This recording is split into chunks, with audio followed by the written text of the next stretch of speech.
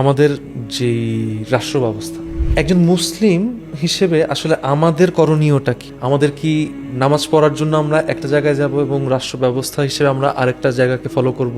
মুসলিম হিসেবে কি আমার ইমানটা ঠিক থাকতেছে কিনা যদি আমি গণতন্ত্র মুখী হয়ে যাই?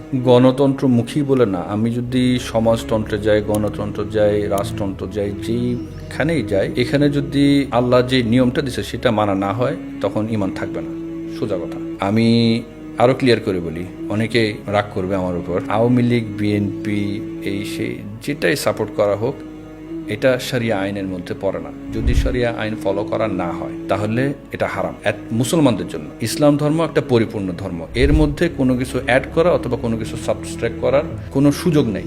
এখন মনে করি যে আমাদের ধর্মে আমরা এটাকে আরো বেটার করতেছি কোনোভাবে গণতন্ত্রের মাধ্যমে, তাহলে বোঝানো হচ্ছে যে আসলে আল্লাহর আইনের থেকে বেটার আইন আমরা বের করতে পারছি।